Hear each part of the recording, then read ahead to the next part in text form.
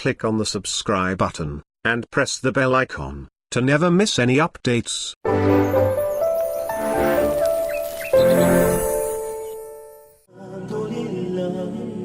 All thanks is to Allah.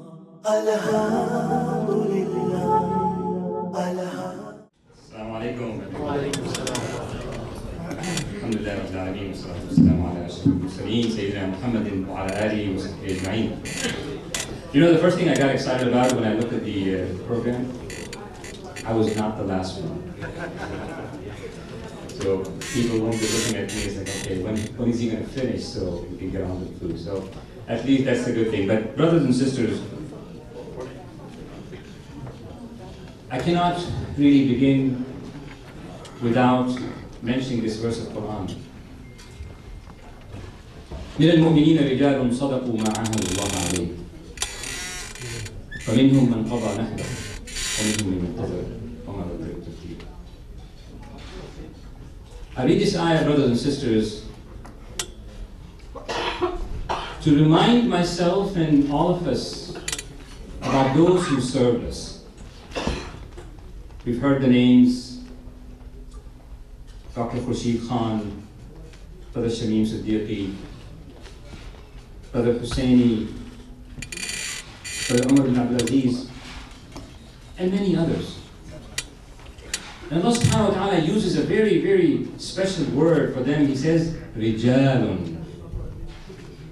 Rijal. When we looked at them, very humble people, very soft, very relatable. But Allah subhanahu wa ta'ala calls these people Rijal. There's something about them. Every event that I've been to last several weeks, the names are being mentioned constantly that says something about these people. We ask Allah subhanahu wa ta'ala to give them the highest place in Jannah, inshallah.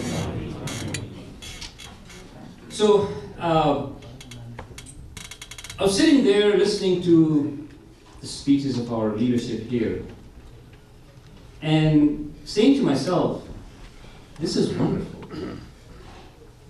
The fact that this community, New York City, and its leadership, I want to really congratulate you on your vision of inclusion, your vision for cooperation, because it really aligns with the verse of Quran when Allah subhanahu wa ta'ala says, وَتَعَاوَنُوا عَلَى الْبِرِّ وَالتَّقْوَى. Help each other in acts of goodness. I really want to congratulate you for having that vision and acting upon it. Many times we talk, but alhamdulillah, I'm really happy to see that all of you have come together. And I'm also happy to see, I'm always excited about seeing youth coming in, youth taking initiatives, because that shows maturity. And alhamdulillah, in this country, in these communities, we want to show that maturity, brothers and sisters. So we thank Allah subhanahu wa ta'ala for allowing us to do that. My brothers and sisters, we live at times, or in times, of polarization. We see what's happening around us politically, socially, financially. We see the extremes. We see people kind of really dug in on their positions. They're not wanting to move, and at any cost. And you start to see the scars of that really happening. And you look around. And I'm maybe speaking as an optimist here. But I truly believe, brothers and sisters, that Islam, when Allah subhanahu wa ta'ala says, وَكَذَلِكَ جَعَلْنَاكُمْ أُمَّةً وَسَطًا, that this small, very small community, this very maybe unrecognized community, I mean 2%, 3%, whatever the percentage you look at, 5 million, 7 million, 10 million, whatever numbers you take. Just think about that. we had the potential to bring about a change. I know you may have, everyone will have opinions about what, for example, Ilhan Omar said. But think about the truth. Think about what we need to say and stand for.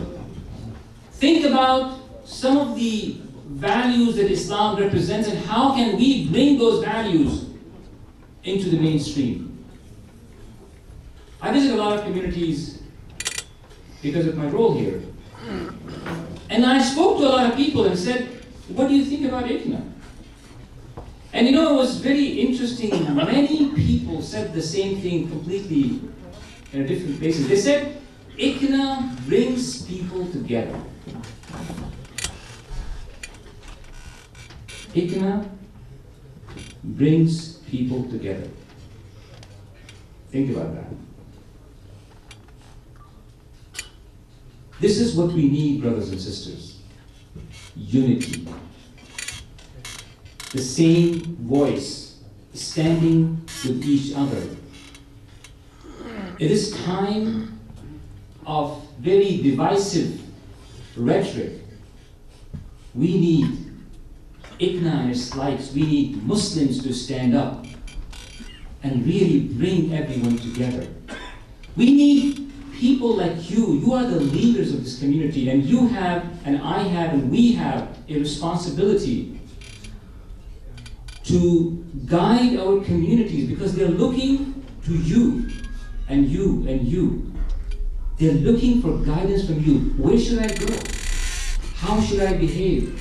What should be our direction? And this is a responsibility that we need to execute upon. We need to really take action to guide them. Brothers and sisters, the theme of this year's convention, Healing Humanity, we had a long discussion. As every year, this is one of the most debatable things that we talk about, where and what message should we give to the community? Because when you have 22,000, 25,000, inshallah, even more this year, the question becomes, you've gathered all these people, what message are you going to give them? What direction are you going to give them? Because people are looking for direction. So this upcoming convention, brothers and sisters, we've chose this specific theme because we feel the community, our nation is reeling from division. They're really scarred due to what's happening around us in terms of divisive rhetoric, racist ideologies. We feel that they're looking for healing. They want to be healed. They want to feel good about themselves because it's not very, very healthy. Those of you who came from other nations, my brothers and sisters, and I say that all the time, we have seen the results of divisive politics, social matters. We see where those societies went, what sort of agony and difficulty they're having. We don't want to see that again here. You have experience. You have the knowledge. You have the guidance of Allah subhanahu wa ta'ala. You have the maturity, and let's come together. Let's share the Islam that we are very proud of. Let's share what we have to offer this society, because brothers and sisters, we are sitting on a gemstone. We don't want to go back to Allah subhanahu wa ta'ala and say, we didn't tell our neighbors and our colleagues and our countrymen about this beautiful way of life. There's so much propaganda and negative information about Islam. We want to flip the scenario. We want you and our community to invite everyone who's around us. And this convention is just not for Muslim brothers and sisters. If you have a colleague or a friend or anyone who would want to come and listen, because when I was standing and listening to the conversations here today, I can tell places where people were able to connect directly, you see their response. When they talk about ICNA relief, the brother who was talking about ICNA relief, our Imam, he was saying things which we have heard from people when we met them. When you deliver services and you had that one-on-one connection with these people get it. People say, wait a second. Muslims are not like that. And I have stories after stories, and we don't have the time. Brothers and sisters, in my conclusion, I'll say this. Islamophobia in this country has reached a very high level and will continue to grow. The Islamophobes are going to attack every one of us because they don't like to see. They don't like to see that peace, that tranquility, that prosperity that is happening as a result of this. I'm assuring you, be on guard. Look out. Make sure when Allah subhanahu wa ta'ala says, وَاعْتَصِمُوا بِحَبِّ اللَّهِ جَمِيعًا, it means something. So we stand up for each other. When you see these attacks, stand up with each other. Because Shaitan doesn't want this community to prosper. The devil has his eyes, because you, the Muslim community in America today, the world is watching you. They are watching what you can do, because what you can do, you can change policies in the rest of the world.